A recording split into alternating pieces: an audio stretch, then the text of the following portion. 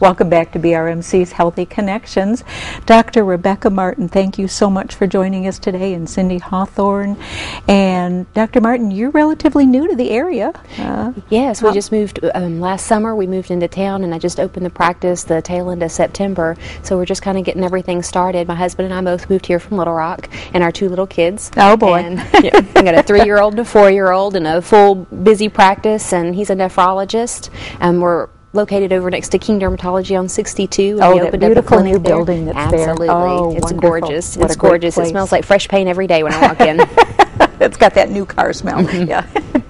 Well, you're going to be talking with us today, both of you, about the e-bus. Now, as a non-clinical person, I need to know what all of that is. So what is e-bus? So what I do for the most part is a procedure called a bronchoscopy, and it's a long, thin, flexible little black tube that goes into the airway, into the lungs, and looks around, takes washings, samples, biopsies. And e-bus is an endobronchial ultrasound guided biopsy, which is fairly new to the world of pulmonology just in the last 5 to 10 years, and it's only become more popular just in the last 2 to 3. And what it is the scope. Normally, Cindy's got the scope right there, and I think Gil can maybe come in on that. And so this is the e-bus scope.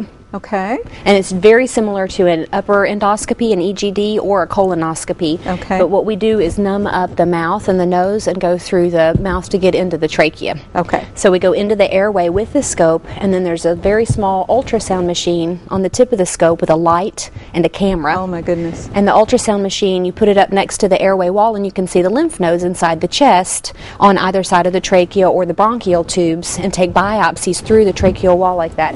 Used to, we had to go to the operating room with with the cardiothoracic surgeon, open up your chest. Is a big procedure, had complications, hospital admission afterwards, painful. This is done on an outpatient basis? Absolutely. Oh, my This is done in about 30 minutes. Wow. So after we take a little bit of time to set up, all I have is a suction port, so I can suction secretions and take biopsies. And there's a small channel right through here where you can pass a needle, and the needle comes out the end of the scope and takes the biopsies like that. It's outpatient. It usually only takes 30 to 40 minutes. Our pathologist reads the information that we get at the bedside, so they usually call me before the procedure's over and give me an answer of what the diagnosis is. That's amazing.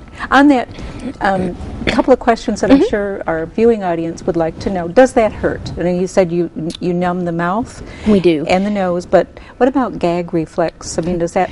We use what we call twilight sedation, so it's the same sedation they use for an upper endoscopy or a lower endoscopy. Okay. And there's pain medicine, and we call it, it's forgetful medicine, but it's basically, it's called an amnestic because it gives you amnesia. Okay. So you are actually usually awake enough to tell me if something hurts or if you need something, and people can communicate, but they don't ever remember any of it. Oh, and so yes, nobody likes the gag reflex, and so the upper airway, using the anesthetic up there helps that, and then the rest of it we put you mostly to sleep. Mostly to sleep, okay, on that. But doesn't really hurt. I would say probably most of your patients. The sensation of having something in your throat is irritating because the trachea is so sensitive. It makes a lot of cough, and so that's actually people's biggest complaint. It's not pain. Sometimes they'll have a sore throat afterwards when they wake up, but mostly it's cough, and that's what we're trying to reduce with the sedation and the medicine. But the inside of the airway itself actually doesn't hurt, and so even taking biopsies of the lung doesn't hurt. It's just the cough. That's amazing to me that you push that one button and the needle comes out and can take the biopsy, and it's read by the pathology department, and you're getting an answer back. It's perfect because I actually end the procedure when the pathologist calls me. So they call me and they tell me what they have, and if they don't have the answer that I'm looking for, then I take another biopsy and send it on, and then they can call me so we can guide the procedure based on the information that we get. So you're not bringing somebody back umpteen times going through this because the first one wasn't the area that you thought perhaps was the area to look at. And we used to do blind biopsies, and we said, well, we know about where this lymph node usually is located, and so we just take 15, 20 biopsies until we got enough, tissue to try and get a diagnosis, and it was often not diagnostic, because if you're just millimeters off, you're in line with the aorta, the major blood vessels inside the chest. Things you don't want to touch. Exactly, things you don't want to be anywhere near, but the heart is all right next to it, and you can just as easily take biopsies of things that you don't want. So this provides you with the ultrasound so you can see the lymph node, go directly into it, and it gives you a more accurate answer faster with a larger piece of tissue. It's amazing. It saves the patient an enormous amount of time, money, expense, pain, hospital time, all of those things. The technology that is now available to us, it's almost like the Jetsons. You know, it's the only thing I can equate it to. That once upon a time, all of that. If I say Buck Rogers, there'll be too many people out there that know who I'm talking about. So. But a whole lot that won't.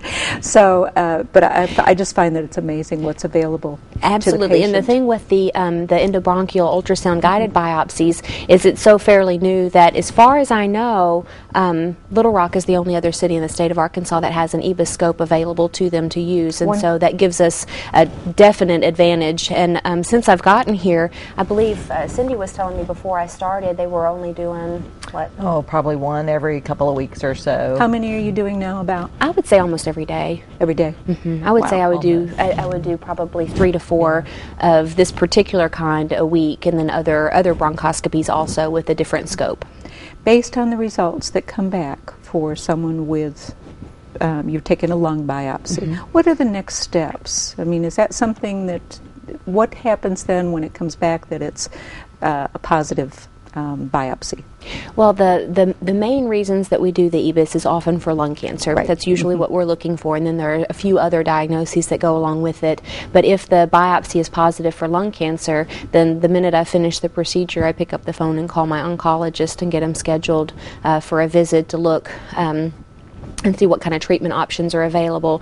For the EBUS itself, because the lymph nodes are involved, we are usually going for the lymph node and not the lung mass itself, which automatically helps us with staging, which is something else that other procedures don't do. So it gives us an opportunity to diagnose and stage in one step, which saves them additional tests that they might have to have had that are expensive and time consuming as well. And so that gives the oncologist more information to start with. And the sooner you find something, the sooner it can be treated, the better chances of a better quality of life or survival. So that's exactly now, right. would you have patients then coming, you see, I'm always trying to go through the process. What is the process? You're, patient and you've got COPD, for instance, and they come to your practice at your clinic and you take a look at them. Who would be what's the basis to become a candidate for having this procedure? So you would need to have enlarged lymph nodes on a CT scan. And sometimes you can see that on a chest x-ray, and then you would get a follow-up CT scan after that, because the CAT scan gives me better visualization of what's inside the lung and inside the chest to take a biopsy of. But the lymph nodes is what we're after with the EBUS scope, and so that's usually what would lead to. Okay. And so we get a lot of patients. There are multiple different diseases that have enlarged lymph nodes, because lymph nodes drain anything bad. That's their job, is to drain anything bad, whether it's cancer or infection. That all goes through the lymph nodes, and then the white blood cells can eat up the whatever the body's trying to fight from there. And so sometimes we get infection when we biopsy the lymph nodes. You can also get things like sarcoidosis, which is one of those diseases that lots of people have but nobody's ever heard of until they actually get.